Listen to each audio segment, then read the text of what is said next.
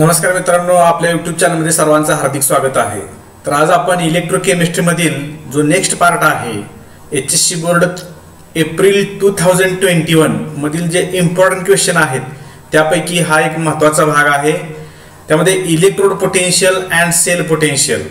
तर पहिल्यांदा इलेक्ट्रोड पोटेन्शियलची definition, what is electrode potential and what is cell potential, अशा दोन डेफिनेशन ज्या विचारू शकतात एक एक मार्कसाठी। तर त्यातलं इलेक्ट्रोड पोटेन्शियल म्हणजे नेमकं काय? The potential difference established due to electrode half reaction occurring at the electrode surface is the electrode potential. म्हणजे काय नेमकं? तर इलेक्ट्रोड हाफ रिएक्शन म्हणजे काय आणि इलेक्ट्रोडचा सरफेस तर आपण पाहिलेलं आहे की गॅल्व्हॅनिक सेल मध्ये when a metal is dipped in its own solution, हा समजा झिंक आहे आणि झिंक सल्फेटचं सोल्युशन मध्ये हा डीप केलेला आहे। तर काय होतं, zinc have the atoms on this zinc strip और zinc rod have tendency to go into the solution as Zn2+ ion. म्हणजे हे जे ॲटम आहेत ते ॲटम काय करतात, Zn which is solid atoms which are present on the rod, they go into the solution as Zn2+ ions, that is aqueous ions। तर सॉलिडचे हे Zn2+ झाले aqueous आणि +2 इलेक्ट्रॉन्स, असं ऑक्सिडेशन हा रिएक्शन होते। तशाच पद्धतीचे आपण पाहिलेले आहे की copper rod is dipped in copper sulfate solution, what happens, the Cu2+ ions which are present in the copper sulfate, the Cu2+ ions they takes electrons from the rod, atoms of the rod, and undergo reduction, that is Cu2+ ions they takes electrons from the surface of that electrode and undergo reduction and convert into Cu solid। म्हणजे aqueous जे ions आहेत ते electron घेतात आणि Cu solid तयार करतात। अशा पद्धतीनं ही एक गॅल्व्हॅनिक रिएक्शन आपण बघितली होती की डॅनियल सेल मधली। आणि या आधारावर आता आपण असं पाहिलं की zinc has a tendency to go into the solution leaving behind electron on the surface. म्हणजे इथे काय राहिले तर इलेक्ट्रॉन राहिले, म्हणजे याचा अर्थ काय, निगेटिव्ह चार्ज रॉडवरती गेला आणि Zn2+ आयन्स कुठे आले तर सोल्युशन मध्ये आले, म्हणून पॉझिटिव्ह चार्ज सरफेसच्या आतल्या बाजूला आणि निगेटिव्ह सरफेसच्या वरती असे चार्जेस डेव्हलप होतात। दिस developed charges create potential difference, that means potential difference established due to electrode half reaction, as it is an oxidation reaction it is known as oxidation potential। the potential which is associated with oxidation half reaction it is known as oxidation potential, and the potential which is associated with reduction half reaction it is known as reduction potential. म्हणजे oxidation potential काय आहे, reduction potential काय आहे ते आपण आता इथं पाहिलं। आणि नेमकं पोटेन्शियल म्हणजे काय, इलेक्ट्रोड पोटेन्शियल म्हणजे काय, it is a single electrode potential, it is the potential difference established due to the electrode half reaction that occurs at the surface of the electrode. सरफेसवरती गॅल्व्हॅनिक सेल ज्यावेळेस operate होतं त्यावेळेस काय होते नेमकं की समजा आपण एक एक्झाम्पल घेतले की डॅनियल सेलचे, तर zinc under oxidation the atoms on the surface of the metal strip they go into the solution as Zn2+ ions leaving behind electrons on the rod and negative charge is created on the surface of that electrode, while inside the solution positive charge is excess due to the Zn2+ ions, and hence this difference of potential developed established due to the electrode half reaction। तशीच half reaction आपण कॉपरच्या बाबतीमध्ये पाहिलं की copper sulphate solution मध्ये Cu2+ ions they takes electrons and at equilibrium the reaction is of the reduction। म्हणजे ही जी reaction आहे त्यातले काही झिंकचे जे ॲटम आहेत ते पाठीमागे सुद्धा येतात आणि त्याच्यापासून Zn सॉलिड तयार होतं, पण ही जी टेंडन्सी आहे ती टेंडन्सी अशा प्रकारे असते आणि ऑक्सिडेशन रिएक्शन डॉमिनेट्स। तर रिडक्शन रिएक्शन सुद्धा घडते रिव्हर्स रिएक्शन, परंतु व्हेरी लेस अमाउंट। तसे याच्यामध्ये सुद्धा काय होणार आहे, की ह्याची सुद्धा रिव्हर्स रिॲक्शन घडते, बट इट इज लेस. म्हणजे copper undergo oxidation to very less extent. At equilibrium this reaction favours, that is reduction reaction favours. आणि जे पोटेन्शियल डेव्हलप होतं त्याला म्हणायचं इलेक्ट्रोड पोटेन्शियल. आता then cell potential. What is cell potential? It is the algebraic sum of oxidation potential due to oxidation half reaction and reduction potential due to reduction half reaction. That means cell potential, it is the algebraic sum of electrode potentials that occurring in the galvanic cell. Galvanic cell मध्ये जे electrode potential आहेत, oxidation potential आणि reduction potential, म्हणजे E cell is the E0 oxidation at anode. anode ला पाहिलं आपण की oxidation होते आणि त्याच्यामुळे जे पोटेन्शियल डेव्हलप झालेलं आहे त्याला आपण ऑक्सिडेशन पोटेन्शियल असं म्हणतो. आणि E oxidation plus E reduction at cathode हे कॅथोडला घडणारी रिॲक्शन आहे, ही ॲनोडला घडणारी रिॲक्शन आहे. तर या दोघांचं काय तर सम आहे, त्याला सेल पोटेन्शियल असं म्हटलं जातं. किंवा आता आपला आणखी एक स्टँडर्ड पोटेन्शियल्स नेमकं काय आहेत ते बघायचं.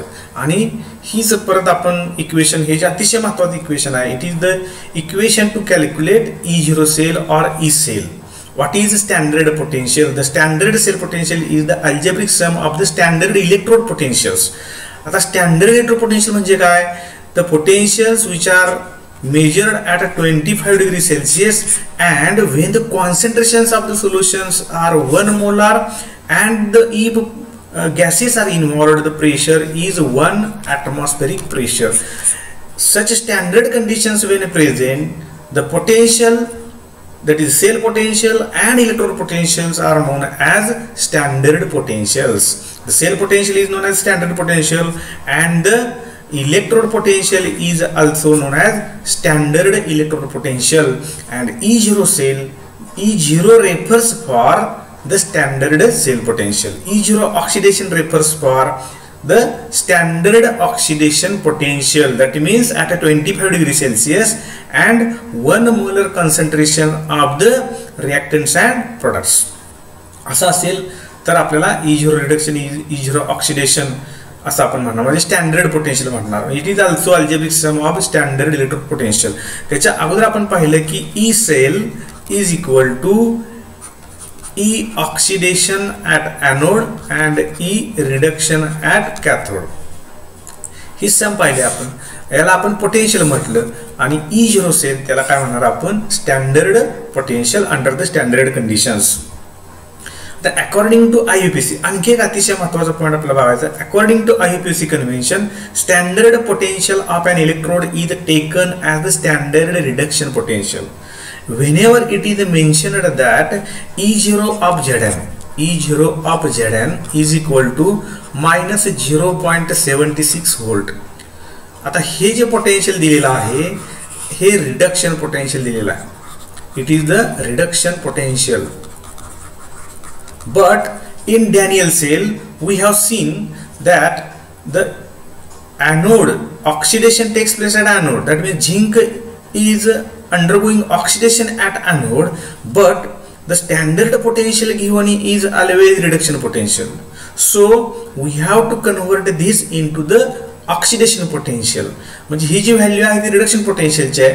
हा जर फॉर्म्युला यूज केला तर आपण, तर ह्या व्हॅल्यूला आपल्याला काय करावं लागतं, ऑक्सिडेशन पोटेन्शियलच्या व्हॅल्यूमध्ये कन्वर्ट करावं लागतं. कारण हे जे पोटेन्शियल कसलं आहे, रिडक्शन पोटेन्शियल आहे. तर हे मायनस असेल तर त्याच्या अपोजिट प्लस हे ऑक्सिडेशन पोटेन्शियल असते. म्हणजे रिडक्शन पोटेन्शियल जर मायनस 0.76 व्होल्ट असेल तर ऑक्सिडेशन पोटेन्शियल काय असणार आहे, प्लस 0.76 व्होल्ट. मग आपण काय करायचं, तर हा जो फॉर्म्युला आहे, आता हा फॉर्म्युला थोडक्यात बदल कसा करायचा, तर E0 ऑक्सिडेशन ॲट ॲनोड त्याच्याऐवजी मी काय करणार, E0 रिडक्शन ॲट ॲनोड, पण त्याचं साईन बदलणार. ओके, म्हणजेच E0 ऑक्सिडेशन ॲनोड त्याचा अपोजिट केला आपण, रिडक्शन पोटेन्शियल घेतलं तर त्याला काय करायचं, मायनस साईन द्यायचं. E0 cell is equal to minus E0 reduction anode plus E0 reduction cathode. दोन्ही पोटेन्शियल कसली घेतली आता, तर रिडक्शन पोटेन्शियल घेतली. Because whenever the potential is given, it is always given as a reduction potential. Hence If we rearrange this equation, we get E0 cell is equal to E0 cathode. That is E0 म्हणजे काय? This value is cathode, that is the reduction reaction, that is the reduction potential at cathode, and E0 anode, that is the reduction potential at anode. Anodeचा जो आहे त्याचं reduction potential आणि कॅथोडचा जो आहे त्याचा सुद्धा रिडक्शन पोटेन्शियल कॅथोड मधून anode आपल्याला वजा करायचा आहे. आणि लक्षात ठेवायचं नेहमी की ज्याचं पोटेन्शियल व्हॅल्यू जास्त आहे, स्टँडर्ड पोटेन्शियलची ज्याची व्हॅल्यू जास्त आहे तो काय म्हणून काम करणार, तर तो काम करणार हा कॅथोड म्हणून काम करणार. फॉर एक्झाम्पल आपलं डॅनियल सेलचे एक्झाम्पल आपण घेऊया. Zinc having E0 Zn is equal to minus 0.76 volt and E0 Cu is equal to plus 0.34 volt. आता या दोन व्हॅल्यूवरून आपल्याला ओळखायचं आहे की कॅथोड कोण आणि एनोड कोण. अशा दोन व्हॅल्यू दिलेत. ह्या दोन्ही कुठले पोटेन्शियल आहेत? Both are given as a reduction potential because IUPAC says whenever the potential is given, whenever it is not mentioned as a reduction oxidation, then we have to consider it is a reduction potential. जे standard पोटेन्शियलची value दिली असते ती नेहमी reduction आहे असं consider करायचं. आणि दोघांमध्ये जर आपण विचार केला तर कोणाची व्हॅल्यू ग्रेटर आहे रिडक्शनची, तर कॉपरची ग्रेटर आहे. कॉपर हा काय आहे? This is a cathode and it is a anode. Anode आहे तो झिंक आहे आणि कॅथोड आहे तो कॉपर आहे. E cell is equal to E oxidation plus E reduction असं जर घेतलं आपण या फॉर्म्युला जर घेतलं तर ई ऑक्सिडेशन म्हणजेच काय, एनोडला ऑक्सिडेशन होत असतं त्याचं ऑक्सिडेशन पोटेन्शियल घ्यायचं आहे तर ह्या व्हॅल्यूला काय करावं लागेल, रिव्हर्स करावं लागेल म्हणजे प्लस 0.76 व्होल्ट आणि प्लस ई रिडक्शन ही रिडक्शनचीच व्हॅल्यू आहे plus 0.34 volt and that gives 1.00 volt. आता या फॉर्म्युल्यामध्ये जर आपण टाकलं E0 cell is equal to E0 cathode. Cathode कोण आहे, तर हा कॅथोड आहे. त्याचं पोटेन्शियल घेतलं आपण 0.34 व्होल्ट प्लस, आता इथं मायनस आपल्याला बघितलं आपण हे मायनस, हे प्लस कशाचं साइन आहे तर कॅथोडचं आणि हे निगेटिव्ह साइन एनोडचं आहे. पण ह्या दोघांच्या मध्ये काय आहे तर E0 cathode minus E0 anode 0.34 minus 0.76 volt. आता आहे तशी व्हॅल्यू घेतली कारण काय तर एनोडचं काय घ्यायचं आपल्याला E0 जसं रिडक्शन पोटेन्शियल देईल तसं घ्यायचं आहे is equal to 1.00 volt.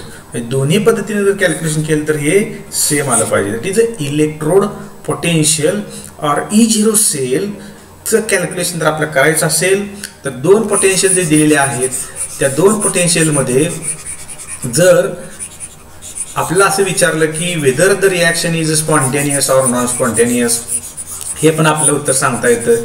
E0 cell is very important to predict whether the reaction is spontaneous और नॉन स्पॉन्टेनियस. E0 सेलची जर व्हॅल्यू पॉझिटिव्ह आली तर ती रिॲक्शन स्पॉन्टेनियस आहे असं आपण समजायचं. जर आपल्याला रिॲक्शन अपोजिट दिला असेल, समजा Cu plus Zn2 plus that gives Cu2 plus Zn अशी जर रिॲक्शन दिली असेल आणि व्हॅल्यू आपल्याला E0 Zn is equal to minus 0.76 volt and E0 Cu is equal to plus 0.34 volt, तर या रिॲक्शनसाठी E0 काढायला सांगितलं आपल्याला. या रिॲक्शनसाठी काढत असताना आपल्या लक्षात येते कॉपरचं काय झाले ऑक्सिडेशन, झिंकचं काय झाले reduction and whether this reaction is spontaneous और नॉन स्पॉन्टेनियस हे आपल्याला विचारले तर आपण काय करायचं, त्यासाठी आपण काढायचा E0 cell. E0 cell is equal to oxidation ज्याचं झालंय तो एनोड, ज्याचं रिडक्शन झालंय तो कॅथोड. या रिॲक्शन नुसार झिंकचं काय झाले रिडक्शन म्हणून हे पोटेन्शियल घ्यायचं म्हणजे मायनस 0.76 व्होल्ट आणि त्यातून काय करायचं आपल्याला मायनस करायचं आहे हे पोटेन्शियल करायचं ज्याचं कॉपरचं ऑक्सिडेशन झालेलं आहे म्हणून राईट मायनस लेफ्ट करायचं. तर राईट मायनस लेफ्ट मध्ये कॉपरचं ऑक्सिडेशन झाले म्हणून मायनस 0.34 हे याचा आन्सर येईल मायनस 1.00 व्होल्ट. तर ही रिॲक्शन नॉन स्पॉन्टेनियस आहे because E0 cell value is negative, and whenever E0 value is negative, the reaction is non-spontaneous. आता आपल्याला आणखी एक लक्षात ठेवायचं आहे की मी जे प्रेझेंटेशन केलं सेल फॉर्म्युला जो लिहिला तो सेल फॉर्म्युला कसा लिहायचा, या कुठल्याही रिॲक्शनसाठी सेल फॉर्म्युला लिहिण्यासाठी आपल्याला पुढे एक्झाम्पल येणार आहे, त्या एक्झाम्पलकडे आपण जाऊया. ठीक आहे. तर डिपेंडन्स, आता आपल्याला एक आणखी एक सर्वात महत्त्वाचा पॉईंट बघायचा आहे की dependence of cell potential on concentration of reactants, that is concentration of reactants and products. तर त्यासाठी नर्स इक्वेशन, तर क्वेश्चन कसा विचारला जातो, what is Nernst equation and write the terms involved in it. For that, consider this reaction AA plus BB that gives CC plus DD. तर Nernst equation काय आहे, E cell is equal to E0 cell minus RT upon NF ln concentration of C raised to C into concentration of D raised to D divided by concentration of A raised to A into concentration of B raised to B. आता हे जे आहे E cell, that is the cell potential under non standard conditions, temperature different and concentration of reactant and products are different. E cell is equal to E0 cell कधी येईल, ज्यावेळेस हे concentration same असतील त्यावेळेस ह्याची व्हॅल्यू 1 येईल, log to the base E, 1 is 0 and hence this quantity becomes 0. E cell is equal to E0 cell. Whenever these concentrations are 1 molar concentrations, 1 molar C, 1 molar D, 1 molar A, 1 molar B, then E cell is equal to E0 cell. But when the concentrations are different than 1 molar concentration and also temperature is different than 25 degrees Celsius, then 25 degrees Celsius and these concentrations are not 1 molar and temperature is not 25 degrees Celsius, then this Nernst equation is used to calculate E cell. E cell काढण्यासाठी काय केलं जातं तर Nernst equation, आणि Nernst equation मध्ये काय values आहेत, नेमक्या काय टर्म आहेत, तर E cell it is the cell potential under non standard condition, E0 cell it is the standard cell potential, R it is the constant which is 8.314, R is equal to 8.314. T temperature आपण जे असेल ते temperature, n is equal to जे number of electrons involve होतात. आता आपण जी reaction पाहिली Zn that gives Zn2 plus 2 electrons, म्हणजे 2 इलेक्ट्रॉन येतात, n ची value n is equal to 2, म्हणजे जर 2 इलेक्ट्रॉन असतील तर 2, एक असेल number of electrons which are involved in the reaction, that is n. T temperature म्हटलं F is equal to Faraday means is equal to 96500 coulombs. Faraday म्हणजेच काय तर 96500 कुलम. आता ह्या जर व्हॅल्यू आपण टाकल्या आणि if temperature is taken 25 degree Celsius that is 298 kelvin आणि ही कॅल्क्युलेशन केली, n इज इक्वल टू जे येईल ते आपण n आहे तशी ठेवूया किंमत, फॅराडेची किंमत 96500 2.303, तर हे जे व्हॅल्यू येते ती 0.0592 व्होल्ट अपॉन n. म्हणजे कशाच कॅल्क्युलेशन केलं, 2.303 R into T divided by F, यांचं कॅल्क्युलेशन केल्यानंतर आपल्याला ही 0.0592 upon n log to the base 10 C raise to C, D raise to D, A raise to A, B raise to B, अशा पद्धतीने आपलं सेल पोटेन्शियल काढता येतं under non standard conditions. त्याला नर्स इक्वेशन. आता क्वेश्चन मी सांगितला की what is Nernst equation and explain the terms involved in it. तर टर्म्स काय आहेत, E cell it is the cell potential under non standard condition, E0 cell is the cell potential under standard conditions, R is the universal constant, its value is 8.314 joules per Kelvin per mole, F is the number of Faradays and it equal to 96500 coulombs, आणि n जेवढे number of electrons आहेत. आता n आहे तसं ठेवलं आपण, बाकीचे calculation केल्यानंतर E cell is equal to E0 cell minus 0.0592 upon n. आता हा जो फॉर्म्युला आहे तो नर्स इक्वेशनचा फॉर्म्युला आपला प्रॉब्लेम सोडवण्यासाठी उपयोगी पडणार आहे. म्हणजेच if A is equal to B is equal to C is equal to D that is 1 molar, then E cell is equal to E0 cell. हे सुद्धा आपल्याला महत्त्वाचं लक्षात ठेवायचं आहे. आणि हे जे इक्वेशन आहे ते Nernst equation it is useful to calculate cell potential. आणि त्याचं एक एक्झाम्पल आपल्या टेक्स्टमध्ये सोडवून दिलेलं आहे. जी सोडवून दिलेले एक्झाम्पल आहेत ती अतिशय महत्त्वाची आहेत बोर्डच्या दृष्टिकोनातून. 3 मार्क्ससाठी हे एक्झाम्पल येतं आणि इलेक्ट्रोकेमिस्ट्रीमध्ये एक्झाम्पलला अतिशय महत्त्व आहे. तर calculate the voltage of the cell SN solid SN2 plus 0.02 molar that is not equal to 1 molar, Ag plus 0.01 molar Ag solid. आता हा जो इलेक्ट्रोड दिलेला आहे त्याच्यामध्ये आपल्या लक्षात येते की ही जी व्हॅल्यू आहे Ag ची ती ग्रेटर आहे, म्हणजे Ag काय आहे तर कॅथोड आहे आणि हा ॲनोड आहे. मग आपला E0 सेल काढायचा आपल्याला, तर E0 cell is equal to E0 राईटला कोण आहे तर सिल्वर आहे 0.800 मायनस 0.136. तर हे आपल्याला बेरीज करायचे आहे आणि बेरीज केल्यानंतर 0.936 व्होल्ट E0 सेल येणार आहे. तर E0 सेल काढला आपण, तर calculate the voltage of the cell काढायचा आहे. तर E0 सेल काढला, रिएक्शन आपण लिहिणार SN undergoes oxidation to form SN2 plus 2 electrons and Ag that gives takes 1 electron but it is multiplied by 2, hence Ag plus into 2 electrons that gives twice Ag. अशा पद्धतीने SN plus twice Ag plus that gives ही जी आहे ते overall sale reaction येईल. Number of electrons जे आपले येतील ते 2 electrons येतील. हे इथे कॅन्सल होणार आहेत पण 2 electrons N is equal to 2 येईल. ई सेल आपण काढला, त्यानंतर आपल्याला काय काय लागणार आहे तर फॉर्म्युला आपल्याला माहित पाहिजे. E cell is equal to E0 cell minus 0.0592 divided by 2. n म्हणजे काय आता 2 लॉग टू द बेस 10. तर कॉन्सन्ट्रेशन हे जे कॉन्सन्ट्रेशन आहे त्या प्रोडक्टमध्ये SN2 प्लस फक्त घ्यायचा 0.02 डिवायडेड बाय 0.01. म्हणजेच काय येणार आहे तर त्याला आपण मल्टिप्लाय करूया. कितीनं मल्टिप्लाय केलं तर 100 मल्टिप्लाय केल्यानंतर हे 2 येईल.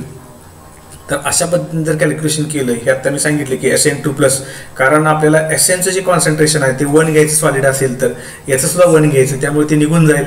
SN2 plus divided by Ag2 plus Ag plus raise to 2 म्हणजे 0.01 रेस टू 2 करायचं आपल्याला. तर अशा पद्धतीने जेव्हा आपण कॅल्क्युलेशन करू, हे आता आपण काढलेलं होतं की E0 सेल काढला होता आपण आत्ता, तो जिथं काढून दिलेला आहे. त्यानंतर E cell is equal to हा फॉर्म्युला घेतला आपण आणि जे कॅल्क्युलेशन केल्यानंतर हे व्होल्टेज आलेलं आहे 0.8679 म्हणजे याच्यापेक्षा कमी असतं ते इथं आलेलं आहे. अशा पद्धतीने calculation of cell potential under non standard condition this Nernst equation is very useful. तर हा फॉर्म्युला वापरा तुम्ही आणि कॅल्क्युलेशन करा, तुम्हाला प्रॉब्लेमला स्टेप वाईज मार्क मिळत जातील. त्यानंतर आणखी कशासाठी युजफुल आहे calculation of electrode potential, single electrode potential under non standard condition. The standard potential of the electrode Zn2 plus E the 0.02 molar आणि त्याचं किती दिलेलं आहे तर 0.76 व्होल्ट. तर calculate its potential at 25 degree Celsius. तर 25 डिग्री सेल्सिअसला त्याचं potential under non standard condition हे आपल्याला काढायचं. तर फॉर्म्युला कुठला वापरावा लागणार आपल्याला परत Ezn is equal to E0Zn minus 0.0592 upon n. आता n इथं सुद्धा आपली जी रिॲक्शन आहे Zn2 plus 2 electrons that gives Zn he reaction आहे. त्या या रिॲक्शनसाठी n ची किंमत 2 येणार आहे.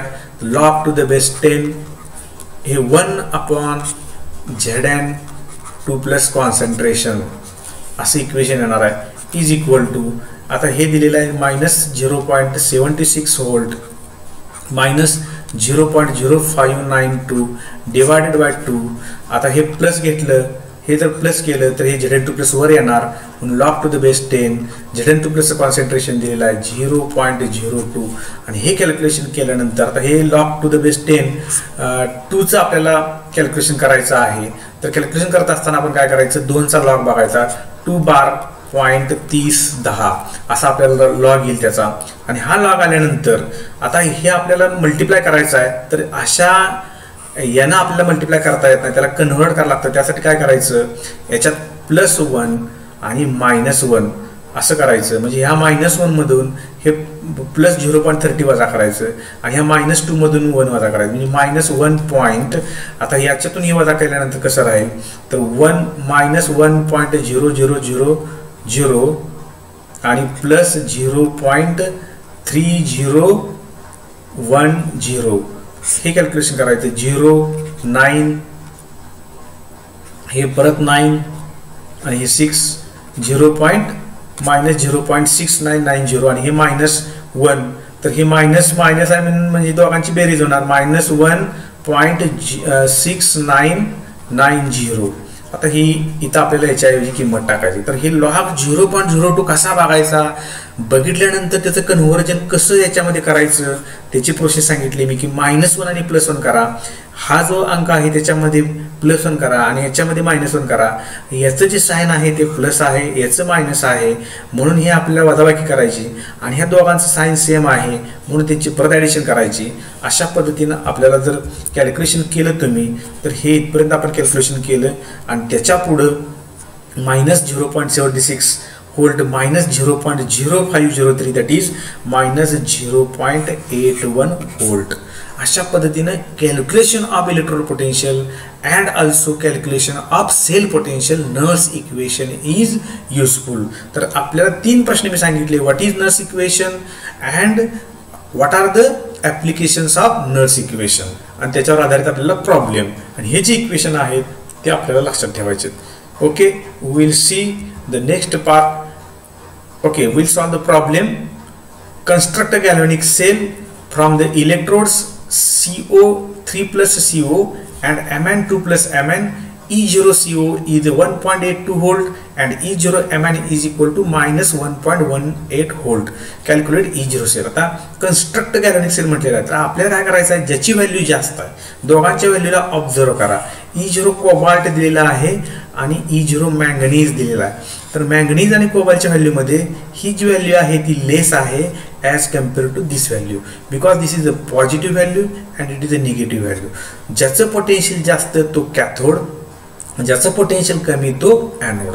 म्हणून आपला जो सेल असेल तो manganese solid single vertical line Mn2 plus ions double vertical line CO2 plus ions single vertical line CO solid.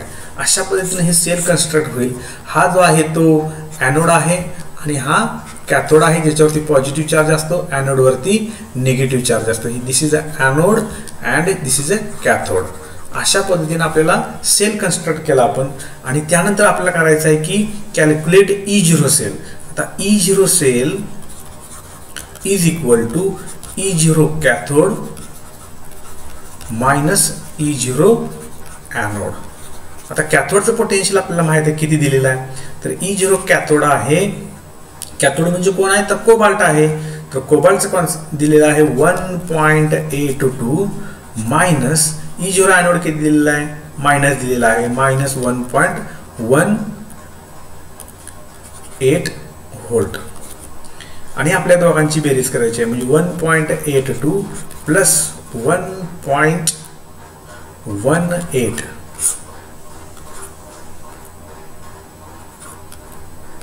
3 volt. E0 cell is equal to 3.00 volt. असा आपल्याला आन्सर मिळेल. असे प्रॉब्लेम सोडण्यासाठी 2 मार्क्सचे प्रॉब्लेम आपल्याला विचारले जातात. याला 1 मार्क, याला अर्धा आणि याला अर्धा. अशा पद्धतीनं representation of cell, identification of cathode, anode कसा आयडेंटिफाय करायचा, कसं कन्स्ट्रक्ट सेल करायचं हे आता आपण पाहिलं. याच्या पुढचा भाग आपण नेक्स्ट सेशनमध्ये पाहूया. थँक्यू.